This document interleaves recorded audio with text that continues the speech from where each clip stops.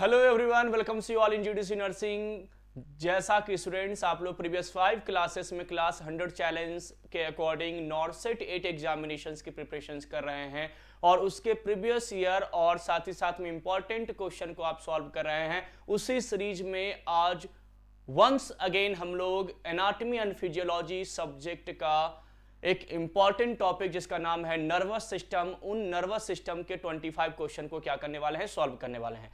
Previous 5 classes में 3 classes मैंने anatomy and physiology में skeletal muscle system, muscular system और आपके कार्डियोवैस्कुलर सिस्टम्स के क्वेश्चन सॉल्व करवाए हैं। इसके अलावा दूसरे सब्जेक्ट के भी क्वेश्चन आपको इसी चैनल पे फ्री ऑफ कॉस्ट प्रोवाइड किया जा रहा है, जो आपके नॉर्सेट एग्जामिनेशंस के लिए इंपॉर्टेंट होने वाला है। नॉर्सेट 8 एग्जामिनेशन खासतौर से जो अप्रैल 12 को जो होने वाला है, उस एग्जामिनेशंस के पर्पज से रिलेटेड ये जो 100 क्लास सीरीज है जीडीसी की तरफ से, वो आपको क्या किया जा रहा है, प्रोवाइड किया जा रहा है। आज वाली इसी सीरीज में यानी क्लास 6 में एनाटॉमी एंड फिजियोलॉजी सब्जेक्ट के आपके जो नर्वस सिस्टम टॉपिक है उनके इंपॉर्टेंट 25 क्वेश्चन को क्या करेंगे, सॉल्व करेंगे। तो मिलते हैं स्टूडेंट, फर्स्ट क्वेश्चन को देखते हैं। यहां पर फर्स्ट क्वेश्चन कह रहा है जी, which of the following statement best describe the structural classification of the nervous system. Structural classification of the nervous system को कौन डिस्क्राइब कर रहा है? अगर मैं क्लासिफिकेशन की बात करूं तो सर नर्वस सिस्टम कितने टाइप्स के होते हैं? 2 टाइप्स के होते हैं। एक होता है सेंट्रल नर्वस सिस्टम और एक होता है पेरिफेरल नर्वस सिस्टम, है ना। फिर पेरिफेरल नर्वस सिस्टम 2 टाइप्स के होते हैं, somatic nervous system and autonomic nervous system. फिर ऑटोनोमिक नर्वस सिस्टम 2 टाइप्स के होते हैं, पैरासिम्पैथेटिक नर्वस सिस्टम और सिंपैथेटिक नर्वस सिस्टम। तो यहां पर नर्वस सिस्टम का क्लासिफिकेशन पूछा है, तो सर नर्वस सिस्टम 2 टाइप्स के होते हैं, सेंट्रल नर्वस सिस्टम और peripheral nervous system. Central nervous system को हम सीएनएस के नाम से जानते हैं और सीएनएस में ब्रेन और स्पाइनल कॉर्ड आता है, जबकि पेरिफेरल नर्वस सिस्टम जिसको पीएनएस के नाम से जाना जाता है, उसमें सर ब्रेन और स्पाइनल कॉर्ड को छोड़कर जितने भी ऑर्गन्स होते हैं, चाहे वो स्मूथ मसल हो, चाहे वो स्केलेटल मसल्स हो, यानी वॉलंटरी हो चाहे इनवॉलंटरी हो, वो सभी के सभी आपको कहां पर आते हैं, फिर आपको ऑटोनोमिक नर्वस सिस्टम्स के अंडर में डिस्कस करने देखने को मिलते हैं। तो सर यहां पर अगर मैं बात करूं central nervous systems and peripheral nervous system, ये आपका क्या है जी, ऑप्शन नंबर बी यहां पर क्या हो जाएगा, करेक्ट हो जाएगा। नर्वस सिस्टम्स की ये क्या है जी, क्लासिफिकेशन दिया गया है। यहां पर क्लासिफिकेशन में एक्सप्लेन किया गया है कि anatomical classification CNS and PNS 2 है, एग्जांपल्स भी दिया गया है। फंक्शनल क्लासिफिकेशन इफरेंट और एफरेंट के बेस पर स्टूडेंट्स आपको प्रोवाइड किया गया है। Which option accurately reflect the functional classification of the peripheral nervous system. इस बार पीएनएस का क्लासिफिकेशन पूछा गया, पेरिफेरल नर्वस सिस्टम का क्लासिफिकेशन पूछा गया। और पेरिफेरल नर्वस सिस्टम में आप लोगों ने पढ़ा होगा कि सर 2 टाइप्स के होते हैं, एक होता है सोमैटिक नर्वस सिस्टम और एक होता है ऑटोनोमिक नर्वस सिस्टम। तो सर यहां पर क्लासिफिकेशन की अगर हम बात करें तो यहां पर 2 टाइप्स का हो जाएगा, एक हमारा सोमैटिक नर्वस सिस्टम हो जाएगा, एक हमारा ऑटोनोमिक नर्वस सिस्टम हो जाएगा। ऑप्शंस नंबर बी स्टूडेंट्स यहां पर क्या हो जाएंगे, करेक्ट हो जाएंगे। ठीक है, तो यहां पर पेरिफेरल नर्वस सिस्टम्स जहां पर आपको 2 तरह की चीजें दी गई है, एक आपका सोमैटिक नर्वस सिस्टम जहां पर वॉलंटरी मसल्स आते हैं, स्केलेटल मसल्स आते हैं, और एक ऑटोनोमिक नर्वस सिस्टम होता है जहां पर आपको स्मूथ मसल्स देखने को मिलते हैं जी, है ना। चलिए नेक्स्ट क्वेश्चन है, the autonomic nervous system is sub division of the peripheral nervous system is further divided in which of the following. अब पूछा जा रहा है कि ऑटोनोमिक नर्वस सिस्टम कितने टाइप्स के होते हैं। देखिए फर्स्ट क्वेश्चन में था नर्वस सिस्टम कितने टाइप्स के होते हैं, तो 2 टाइप्स का होता है, सीएनएस एंड पीएनएस। फिर सेकंड क्वेश्चन आया कि पीएनएस कितने टाइप्स के होते हैं, तो 2 टाइप्स के होते हैं, एक होता है सोमैटिक नर्वस सिस्टम और एक होता है autonomic nervous system. Next question है, थर्ड क्वेश्चन क्या पूछा गया है कि ऑटोनोमिक नर्वस सिस्टम कितने टाइप्स के होते हैं, तो ये भी 2 टाइप्स का होता है। एक आपका क्या होता है, तो एक होता है आपका पैरासिम्पैथेटिक नर्वस सिस्टम जिसको कोलिनर्जिक नर्वस सिस्टम के नाम से जानते हैं, और सेकंड होता है सिंपैथेटिक नर्वस सिस्टम जिसको हम एड्रीनर्जिक नर्वस सिस्टम के नाम से जानते हैं। तो सर ऑप्शंस नंबर यहां पर सी करेक्ट हो जाएगा। सिंपैथेटिक एंड पैरासिम्पैथेटिक ये ऑटोनोमिक नर्वस सिस्टम्स के क्या है स्टूडेंट, क्लासिफिकेशन है। ऑप्शन नंबर सी स्टूडेंट्स यहां पर क्या हो जाएगा, करेक्ट हो जाएगा जी, ठीक है। तो nervous system, central nervous system, peripheral nervous system, ये आपके 2 टाइप्स के होते हैं। पीएनएस फर्दर 2 टाइप्स का होता है, somatic and autonomic. Autonomic further 2 types का होता है, सिंपैथेटिक एंड पैरासिम्पैथेटिक। क्लियर हो गया। चलिए नेक्स्ट क्वेश्चन पे आते हैं, which of the following best explain the primary pathophysiological mechanism behind Raynaud phenomena. Raynaud phenomena में एक्चुअली होता क्या है, रेनॉल्ड डिजीज में एक्चुअली होता क्या है, उसका सिम्टम्स क्या है, उसके लक्षण क्या है, ये आपसे पूछा गया है। न्यूरोलॉजिकल टर्म से रिलेटेड ये क्वेश्चन है। तो chronic inflammatory thrombosis of medium sized vessels, episodic vasospasm of the small arteries triggered by the cold और स्ट्रेस, और progressive atherosclerotic plaque formation in peripheral vessels and autoimmune mediated destruction of the nerve fibre. देखिए Raynaud disease में actually होता क्या है student, जो आपके arteries होते हैं, स्मॉल आर्टरीज खास तौर से, वो स्मॉल आर्टरीज में क्या होता है, वेसो कॉन्स्ट्रिक्शन हो जाता है, ब्लड वेसल्स कॉन्स्ट्रिक्ट हो जाते हैं, जिस कारण से ब्लड का सर्कुलेशन उस रीजन में क्या हो जाता है, कम हो जाता है। क्या हो जाता है, ब्लड का सर्कुलेशन कम हो जाता है, और ये बेसिकली कोल्ड और स्ट्रेस के कारण देखने को मिलता है। ऑप्शन नंबर बी स्टूडेंट्स यहां पर क्या हो जाएगा, करेक्ट हो जाएगा कि सर रेनॉल्ड्स फिनोमिना जो है उसका पैथोफिजियोलॉजिकल मैकेनिज्म जो है, यानी डिजीज का जो मैकेनिज्म है उसमें होता क्या है कि स्मॉल आर्टरीज में वेसोस्पाज्म हो जाता है। वेसोस्पाज्म मतलब ब्लड वेसल्स में कॉन्ट्रैक्शन हो जाते हैं,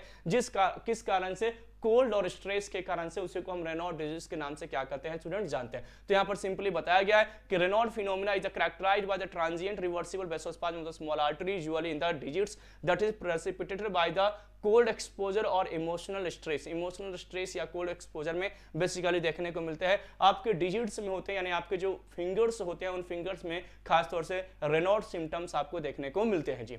नेक्स्ट क्वेश्चन है Buerger Buerger disease is most commonly associated with which of the following risk factor. देखिए ब्यूर्जर डिजीज किसके कारण से होता है, डायबिटीज मेलिटस के पेशेंट को होता है, टोबैको स्मोकिंग या हाइपर कोलेस्ट्रोलीमिया के, या सेडेंटरी लाइफस्टाइल। सेडेंटरी लाइफस्टाइल या हाइपर कोलेस्ट्रोलीमिया, हाइपर मतलब कोलेस्ट्रॉल का लेवल कम ज्यादा होना, टोबैको स्मोकिंग। देखिए जो आपका ब्यूर्जर डिजीज है स्टूडेंट्स, ये जो अर्ली एज में स्मोकिंग करते हैं ना, या टोबैको खाते हैं या स्मोकिंग करते हैं, तो उनमें बेसिकली क्या होता है, उनके ब्लड वेसल्स में थ्रोम्बस का फॉर्मेशन हो जाता है, यानी छोटे छोटे से क्लॉट्स बन जाते हैं, और वही क्लॉट्स क्या करता है, उस रीजन में ब्लड की सप्लाई को क्या करता है जी, वहां पर रजिस्ट करता है, यानी कि रोकता है। दैट्स वाई उसी को हम क्या कहते हैं, ब्यूर्जर डिजीज कहते हैं। तो ब्यूर्जर डिजीज जो है वो बेसिकली सर टोबैको स्मोकिंग करने वाले को आपको ज्यादा देखने को मिलता है। याद रखिएगा, यह बहुत इंपॉर्टेंट पॉइंट है। सिंपली क्या करा है, Buerger disease strongly link to tobacco use, particularly among young male smoker, यानी जो मेल स्मोकर होते हैं, खासतौर से जो यंग एज में स्मोकिंग करना शुरू कर देते हैं, उनके साथ आपको ये प्रॉब्लम्स देखने को मिलेगा, अल्सरेशंस वगैरह आपको देखने को मिलता है। इसी को हम वर्जर डिजीज के नाम से जानते हैं। इस पॉइंट्स को आपको क्या करना है, याद रखना है। Active smoking, blood vessels damage हो जाते हैं और ब्लड का फ्लो कम हो जाता है। सिंपली वर्जर डिजीज में, या थ्रोम्बोजाइंटिस ऑब्लिटरेंस जिसको कहा जाता है, इसमें आप जब स्मोकिंग करते हैं बहुत ज्यादा, उस केस में ब्लड वेसल्स डैमेज हो जाते हैं, और ब्लड वेसल्स डैमेज होते हैं तो ब्लड का फ्लो क्या हो जाता है, डिक्रीज हो जाता है। इसी को वर्जर सिंड्रोम्स के नाम से जाना जाता है। Next question, 32 years old mail, एक 32 साल उम्र का एक मेल आया, smoker present with a painful, यानी एक 32 इयर्स का मेल पेशेंट है, स्मोकर है, यानी कि बहुत ज्यादा स्मोकिंग करता है, उसको बहुत ज्यादा पेन हो रहा है, साथ ही साथ में अल्सर भी है, यानी घाव भी है, ulcerated lesion on his toes along with the intermittent claudication, यानी उनके पैरों की जो उंगली हैं उनमें अल्सर भी दिखाई दे रहे हैं, पेन भी हो रहा है। Which condition does this clinical picture most likely present? इसका मतलब क्या है, अभी जस्ट मैंने आपको बताया कि अर्ली एज में जो स्मोकिंग करते हैं उन्हीं को यह सिम्टम दिखाई देता है कि सबसे पहले उनका ब्लड वेसल्स डैमेज होते हैं, ब्लड का फ्लो कम हो जाता है, अल्सरेशन जैसा सिम्टम दिखाई देता है, खास तौर से फिंगर्स में, ठीक है ना। तो सर इसे क्या कहा जाएगा, इस सिम्टम्स को कहा जाएगा जी Buerger disease. Option number B students यहाँ पर क्या हो जाएगा, करेक्ट हो जाएगा। अभी जस्ट मैंने आपको क्या किया था, इस सिम्टम्स के बारे में, इस सिंड्रोम्स के बारे में, इस डिजीज के बारे में अभी मैंने क्लियर किया था। जो चेन स्मोकर होते हैं, खास तौर से जो अर्ली स्टेज में जिनको हैबिट्स लग जाती है स्मोकिंग करने की, उनको ये प्रॉब्लम्स देखने को मिलता है। नेक्स्ट क्वेश्चन, और which of the following best to describe the primary function of an axon. Axon का प्राइमरी फंक्शन क्या है, आप लोगों ने नर्वस सिस्टम पढ़ा होगा, तो नर्व सेल पढ़ा होगा जिसको न्यूरॉन के नाम से जाना जाता है। न्यूरॉन में आप लोगों ने क्या पढ़ा होगा कि सर न्यूरॉन्स के अंदर में क्या होता है, तो सर वहां पर आपको डेंड्राइट्स होते हैं जो कि इंपल्स को रिसीव करते हैं, हेयर्स लाइक अपेंडेजेस होते हैं। अगर मैं डायग्राम्स की बात करूं कि सर ये डायग्राम्स आप लोगों ने नर्वस सिस्टम्स में जरूर पढ़ा होगा, और बेसिकली उसी डायग्राम्स को मैं यहां पर आपको क्या कर रहा हूं, क्लियर कर रहा हूं। एक बेसिक सा डायग्राम है, हर कोई पढ़ता है कि सर ये जो है ये डेंड्राइट्स लाइक ऑर्गेनाइजेशन है जो इंपल्स को रिसीव करता है, ये साइटोन है, ये हमारा एक्सोन है, और उसके बाद हमारा क्या है जी सिनेप्टिक वेसिकल्स, और लास्ट वाला पार्ट आता है। तो ये आपका क्या होता है, डेंड्राइट्स होता है, ये आपका साइटोन है जिसको सेल बॉडी कहा जाता है, और इसी को एक्सोन कहा जाता है। एक्सोन का काम क्या होता है कि ऊपर से जो भी इंपल्स आ रहा है, जो भी मैसेज आ रहे हैं ऊपर से, जो डेंड्राइट्स रिसीव करता है, उस मैसेज को आगे ट्रांसमिट करना। आगे सिनेप्टिक लेफ्ट की ओर लेकर के जाना, सिनेप्स की ओर लेकर के जाना, उन मैसेजेस को क्या करना, तो सर उन मैसेजेस को वहां पर क्या करना, आगे लेकर के जाना, इंपल्स को ट्रांसमिट कराना, ये इनका मेन फंक्शन होता है। तो सर एक्सॉन का फंक्शन क्या होगा, receiving incoming signal from the other neurons, नहीं, सिग्नल रिसीव कौन करता है, डेंड्राइट्स, ठीक है ना, तो ये तो इनकरेक्ट है। Conducting action potential away from the cell body toward the synaptic terminal, बिल्कुल सही, सेल बॉडी से, साइटोन से सिनेप्टिक टर्मिनल यानी लास्ट वाले पार्ट तक सिग्नल को ट्रांसमिट करने का काम किसका है जी, एक्सॉन का होता है। ऑप्शन नंबर बी स्टूडेंट्स यहां पर क्या हो जाएगा, करेक्ट हो जाएगा। सिंपली न्यूरॉन्स के फंक्शन से ये क्वेश्चन पूछे गए हैं जी, है ना। तो यहां पर एक्सप्लेनेशन दिया गया है, ये डेंड्राइट्स है, सेल बॉडी है, ये एक्सॉन है, माइलिन शीथ प्रेजेंट होता है, स्वानसन रेनॉल्ड्स आप लोगों ने जानते हैं, नोड ऑफ रनवियर वगैरह प्रेजेंट होते हैं। तो यहां पर ये जो डेंड्राइट्स है, ये मैसेज को, इंपल्स को रिसीव करता है दूसरे नर्व सेल से, साइटोन आगे ट्रांसमिट करता है सेल बॉडी, और उसके बाद ये एक्सॉन इसको क्या कहता है, एक्सोनल टर्मिनल या सिनेप्टिक लेफ्ट या सिनेप्टिक टर्मिनल्स की ओर उसको क्या करता है, मैसेज को कन्वे करता है, ट्रांसमिट करने का काम करता है जी। Next question, which glial cell type in the central nervous system is primarily responsible for the maintaining the blood brain barrier and providing metabolic support to neurons। Blood brain barrier को आप लोग ने जानते होंगे कि आपका ब्रेन मेन ऑर्गन है, that's why brain को प्रोटेक्ट करने के लिए एक लेयर प्रेजेंट है जिसको हम ब्लड ब्रेन बैरियर कहते हैं। उस लेयर को वही कंपोनेंट्स क्रॉस करता है स्टूडेंट जो हाईली लिपिड सॉल्युबल नेचर का होता है, और ब्लड ब्रेन बैरियर या जो प्रोटेक्शंस वाला पार्ट है ब्रेन का, जो प्रोवाइड करता है मेटाबॉलिक सपोर्ट वगैरह, या ब्रेन का एक बैरियर जो प्रोवाइड करता है, वो उस सेल को एक्चुअली कहा क्या जाता है, तो सर उस सेल को हम एस्ट्रोसाइट के नाम से जानते हैं। ऑप्शन नंबर बी स्टूडेंट्स यहां पर क्या हो जाएगा, करेक्ट हो जाएगा। याद रखिएगा, ब्लड ब्रेन बैरियर को मेंटेन करना और साथ ही साथ में मेटाबॉलिक सपोर्ट न्यूरॉन्स को प्रोवाइड करना, ये एस्ट्रोसाइट का क्या है जी, मेन काम है। तो astrocyte extend process that envelop capillaries playing a crucial role in the maintaining the integrity of the blood brain barrier.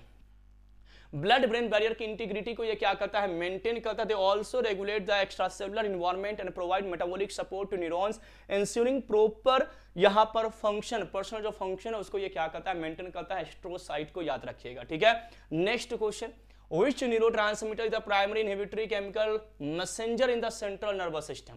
Central nervous system में, सीएनएस में मेन आपसे पूछा जा रहा है इनहिबिटरी न्यूरोट्रांसमीटर कौन है। तो आप लोगों ने न्यूरोट्रांसमीटर पढ़ा होगा, 3 टाइप ऑफ न्यूरोट्रांसमीटर होते हैं।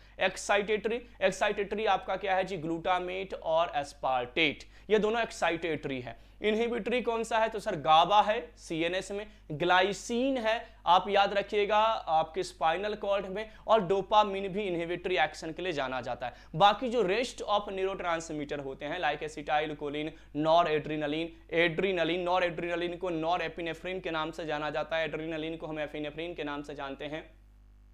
इसके अलावा हिस्टामिन हो या सेरोटोनिन जिसको 5-हाइड्रोक्सीट्रिप्टामिन के नाम से जानते हैं, ये सभी के सभी स्टूडेंट्स क्या होते हैं, excitatory as well as inhibitory, दोनों प्रॉपर्टीज के लिए जाने जाते हैं। तो ये एग्जांपल याद रखिएगा कि एक्साइटेटरी न्यूरोट्रांसमीटर कौन है, इनहिबिटरी न्यूरोट्रांसमीटर कौन है, और excitatory as well as inhibitory दोनों प्रॉपर्टी किसके पास है। यहां पर आपसे पूछा जा रहा है कि इनहिबिटरी इनमें से बताइए कौन सा है, वो भी ब्रेन के अंदर, तो सर गाबा क्या हो जाएगा, इनहिबिटरी हो जाएगा। ग्लूटामेट सीएनएस के अंदर में एक्साइटेटरी है, गाबा सीएनएस यानी ब्रेन के अंदर में आपका इनहिबिटरी है, डोपामिन आपका दोनों के केसेस में इनहिबिटरी है, सेरोटोनिन आपका एक्साइटेटरी और इनहिबिटरी दोनों है। तो ऑप्शंस यहां पर क्या हो जाएगा, गाबा करेक्ट हो जाएगा कि सर गाबा ब्रेन के अंदर इनहिबिटरी एक्शन कॉज करने के लिए स्टूडेंट्स जाना जाता है। गामा एमिनो ब्यूटारिक एसिड इसका नाम है जी, और यही वो न्यूरोट्रांसमीटर है जो आपको नींद लाने के लिए रिस्पॉन्सिबल होता है। आपको जो नींद आती है ना, आप जो रात में सोते हो वो तब सोते हो जब गाबा यहां पर एक्टिवेट होता है और क्लोरीन की एंट्री करवाता है ब्रेन सेल के अंदर में, तब जाकर के आपको नींद आती है। जिस भी इंसान को इंसोमिया का डिसऑर्डर होता है यानी नींद नहीं आने वाली बीमारी होती है, उनके अंदर गाबा क्या हो जाता है, वीक हो जाता है। तो जो भी ड्रग्स आप लोगों ने पढ़े होंगे, बार्बिचुरेट्स या बेंजोडाइजिपाम्स, आपने ड्रग पढ़ा होगा फार्माकोलॉजी में,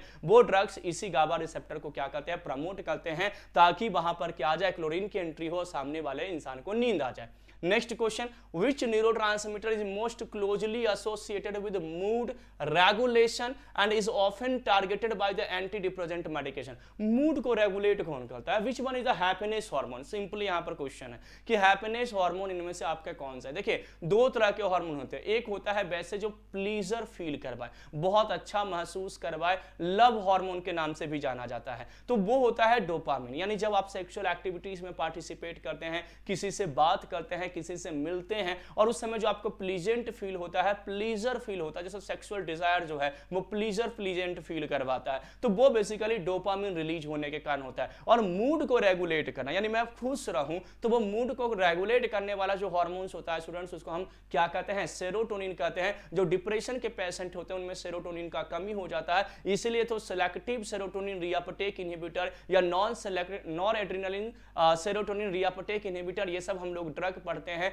जिसमें क्या किया जाता है, सेरोटोनिन के लेवल को इंक्रीज किया जाता है ताकि डिप्रेशन वाले पेशेंट को क्या मिले, राहत मिले। तो सेरोटोनिन यहां पर करेक्ट आंसर हो जाएगा स्टूडेंट, याद रखेगा।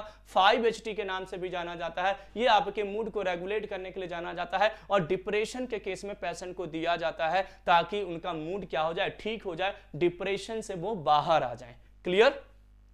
Which neurotransmitter is released at the neuromuscular junction to stimulate muscles contraction? Muscles को कॉन्ट्रैक्ट करने के लिए कौन सा न्यूरोट्रांसमीटर रिस्पॉन्सिबल होता है? डायरेक्ट आंसर है जी, डायरेक्ट आंसर है कि सर एसिटाइलकोलिन। एसिटाइलकोलिन के दो रिसेप्टर आप लोगों ने पढ़ा होगा, एक मस्करेनिक रिसेप्टर और एक आपने पढ़ा होगा निकोटिनिक रिसेप्टर।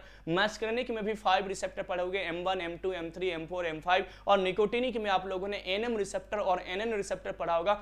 NM रिसेप्टर जो होता है वो आपके स्केलेटल मसल्स के बीच में प्रेजेंट होता है और वहीं पर उस मसल्स को कॉन्ट्रैक्ट करने के लिए जाना जाता है। जब एसिटाइलकोलिन NM रिसेप्टर पे जाकर के बाइंड करता है तो उस मसल्स को कॉन्ट्रैक्ट करता है और तब हमारे अंदर मूवमेंट होती है। अगर मसल्स कॉन्ट्रैक्ट नहीं होगा तो माइस्थेनिया ग्रेविस एक डिसऑर्डर होता है। इस पॉइंट को आपको क्या करना है, याद रखना है। तो सर एसिटाइलकोलिन यहां पर न्यूरोट्रांसमीटर होगा जो न्यूरोमस्कुलर जंक्शन पे मसल्स को कॉन्ट्रैक्ट करने के लिए रिस्पॉन्सिबल होगा। निकोटिनिक रिसेप्टर NM पे जाकर के बाइंड करता है और मसल्स को कॉन्ट्रैक्ट करता है। जी ये सिंपली एसिटाइलकोलिन का यहां पर क्या है, पॉइंट दिया गया है। ठीक है। Which neurotransmitter is recognized as the principal excitatory neurotransmitter in the central nervous system?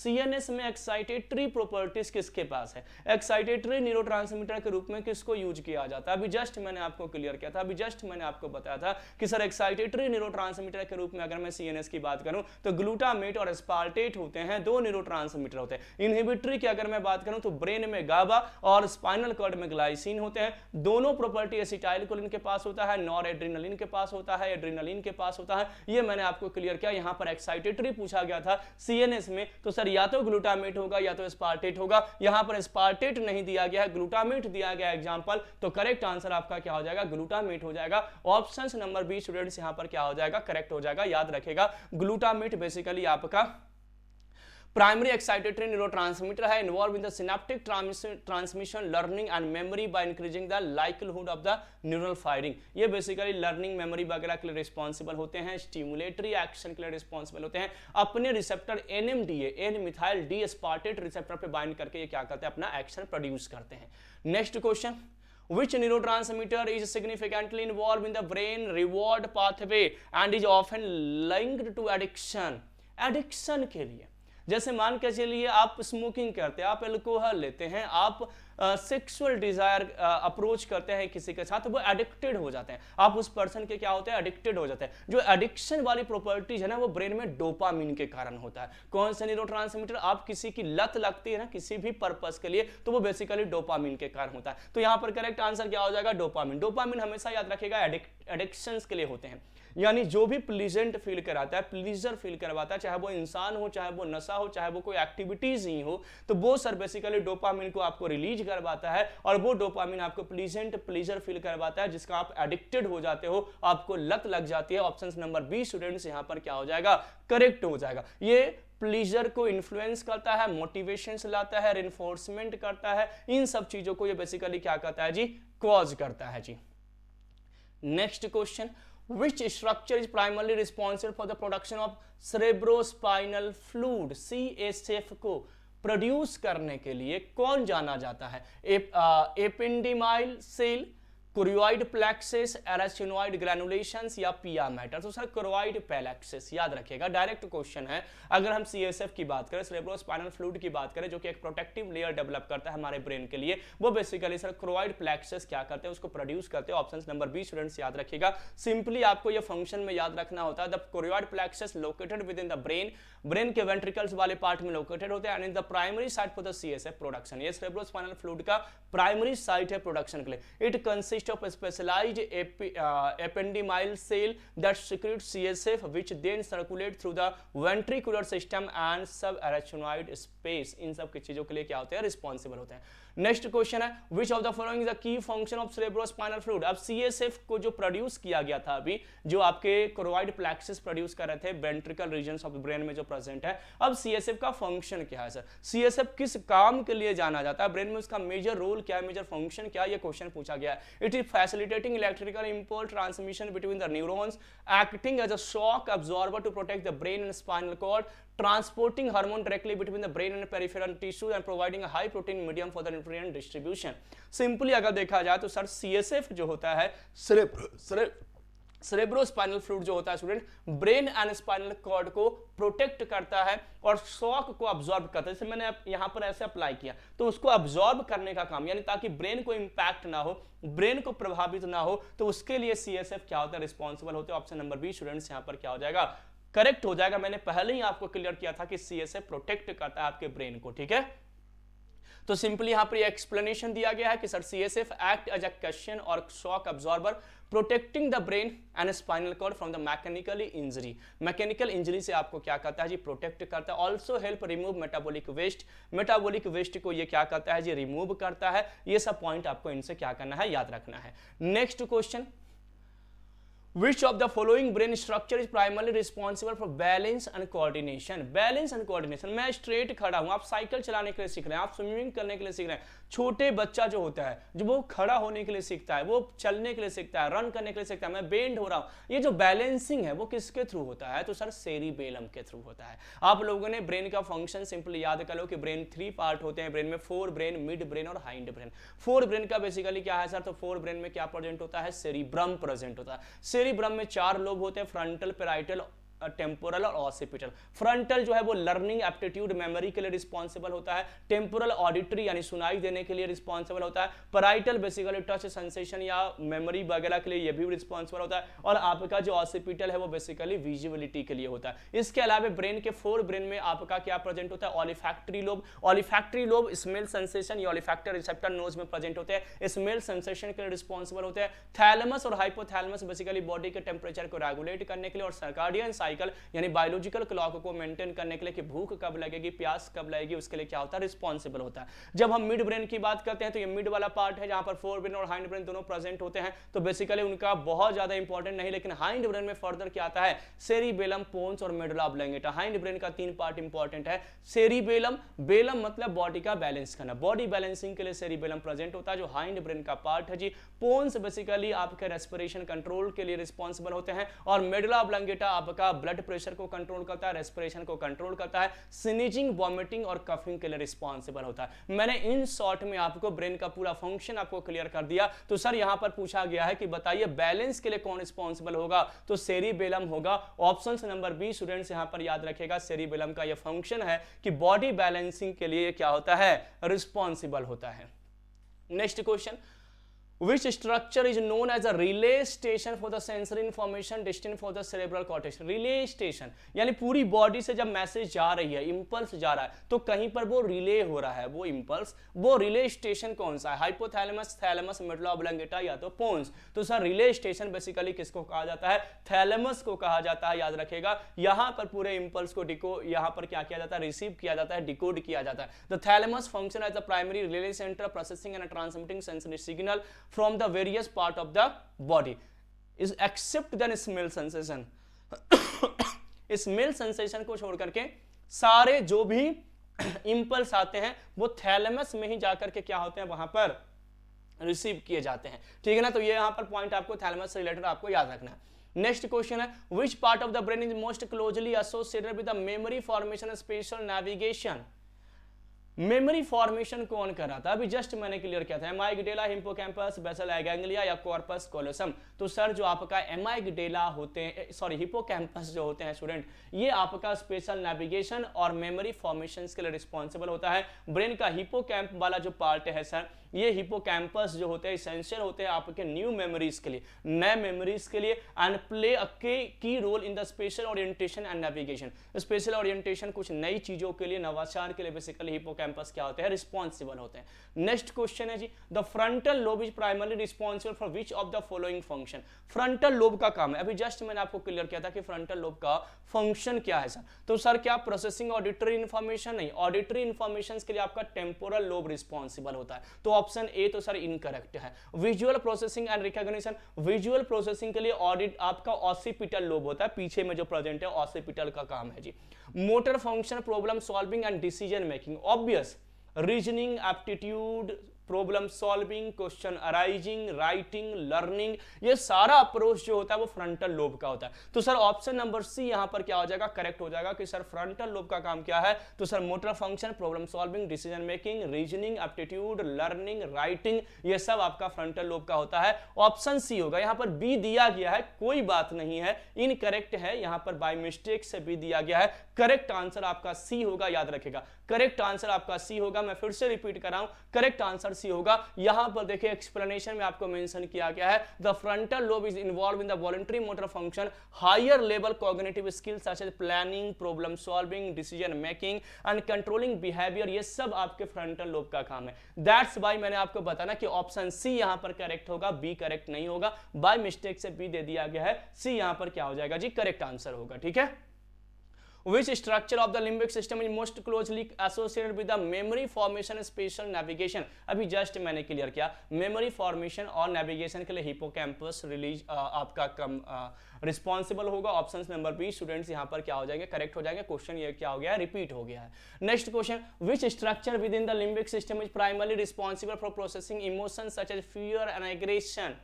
डर और अग्रेशन के लिए कौन पार्ट लिम्बिक सिस्टम का रिस्पॉन्सिबल है? Thalamus, basal ganglia, amygdala, cerebellum.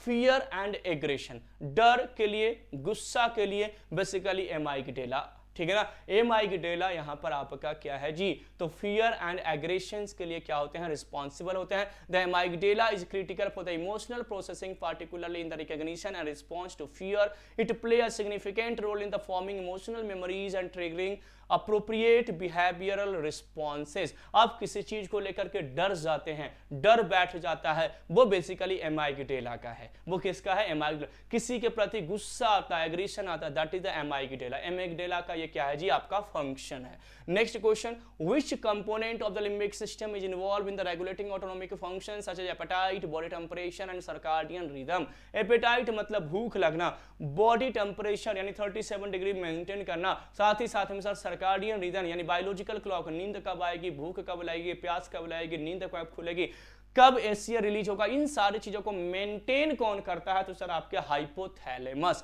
Hypothalamus आपके ब्रेन का वो पार्ट है जिसको डाइएन्सीफेलॉन के नाम से जाना जाता है। हाइपोथैलेमस को हम और क्या कहते हैं स्टूडेंट, तो डाइएन्सीफेलॉन के नाम से जाना जाता है। और इसी हाइपोथैलेमस के पास वो प्रॉपर्टीज होता है कि आपको सर्काडियन रिदम को मेंटेन करता है, बायोलॉजिकल क्लॉक को मेंटेन करता है, हंगर, एपेटाइट, थर्स्ट, बिहेवियर, ये सब डेवलप करके देता है आपकी बॉडीज के अंदर में।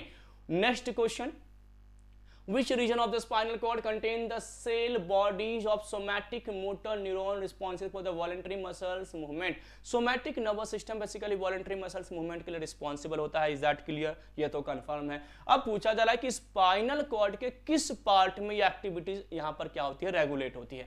पोस्टीरियर हॉर्न में, लेटरल हॉर्न में, एंटीरियर हॉर्न में या सेंट्रल हॉर्न में? तो सर स्पाइनल कॉर्ड की अगर बात की जाए तो एंटीरियर हॉर्न में ये प्रॉपर्टीज होती है जहां से somatic nervous system voluntary activity यानी जैसे मैं अपने हाथ को बेंड कर पा रहा हूं, बॉडी को बेंड कर पा रहा हूं, ये हमारी वॉलंटरी प्रॉपर्टीज है। इस वॉलंटरी प्रॉपर्टीज को रेगुलेट किया जाता है anterior horn of the spinal cord. याद रखिएगा, द इंटीरियर हॉर्न जिसको हम वेंट्रल हॉर्न के नाम से जानते हैं, स्पाइनल कॉर्ड हॉर्स जैसा the cell bodies of the somatic motor neuron that send efferent signal to skeletal muscles enabling voluntary movement। voluntary movement, मैं अपने हाथ को ऐसे बेंड कर रहा हूं, ये सिग्नल ब्रेन में जा रहा है, ब्रेन करवा रहा है, ये सोमैटिक नर्वस सिस्टम करवा रहा है, मतलब सोमैटिक नर्वस सिस्टम का काम। लेकिन सोमैटिक नर्वस सिस्टम को कौन सेंड कर रहा है? तो एंटीरियर हॉर्न सेंड कर रहा है। एंटीरियर हॉर्न जो होता है स्पाइनल कॉर्ड का, वो आपको सोमैटिक नर्वस सिस्टम को सिग्नल सेंड कर रहा है, यानी इंपल्स सेंड कर रहा है, यानी एफरेंट सेंड कर रहा है, यानी मैसेज सेंड कर रहा है, यानी इंफॉर्मेशन सेंड कर रहा है,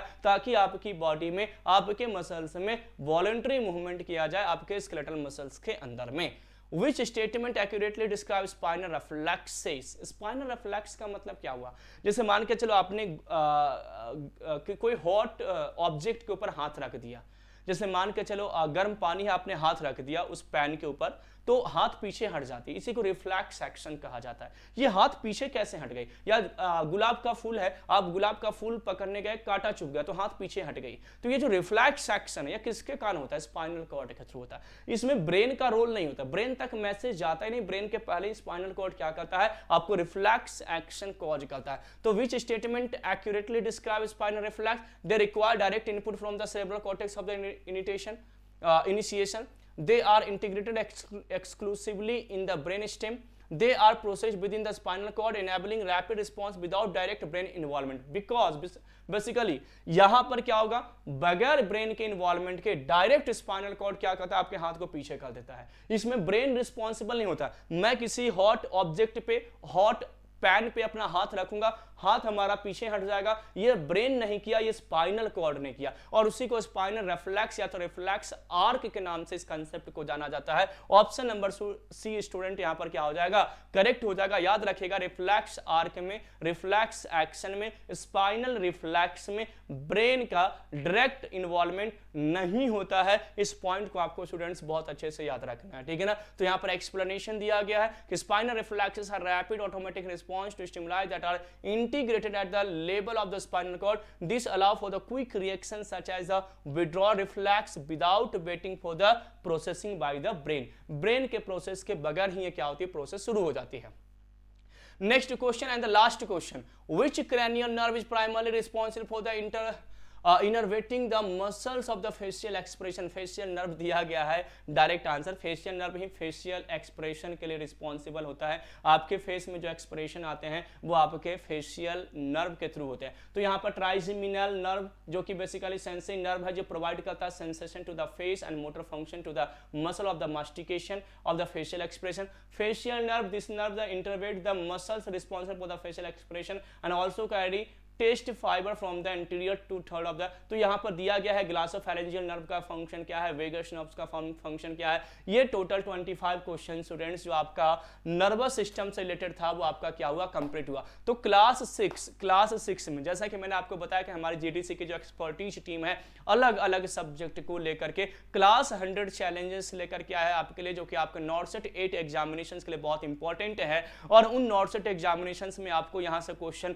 जरूर देखने को मिलेगा। आज मैंने आपको एनाटॉमी एंड फिजियोलॉजी का जो इंपॉर्टेंट एक यूनिट है नर्वस सिस्टम, उसके 25 क्वेश्चन को मैंने सॉल्व करवा दिया। तो जितने भी हमारी क्लासेस हैं, जितने भी हमारे एक्सपर्टीज फैकल्टी है अलग अलग सब्जेक्ट के, वो आपको क्या करेंगे? उन क्लासेस के थ्रू आपको समझाने की कोशिश करेंगे, उनको वेल एक्सप्लेन करेंगे, और साथ ही साथ में आपके नॉर्सेट एग्जामिनेशंस में जितना ज्यादा हेल्प कर सकते हैं उतना हेल्प आपको जीडीसी इस नर्सिंग चैनल पे आपको देखने को मिलेगा जी। फर्दर वीडियोस के लिए आप इसी चैनल पे बने रहिएगा। तो मिलते हैं स्टूडेंट्स अगले क्लास में अगले कंसेप्ट के साथ। Thank you everyone for watching GDC and supporting GDC nursing. Thank you once again.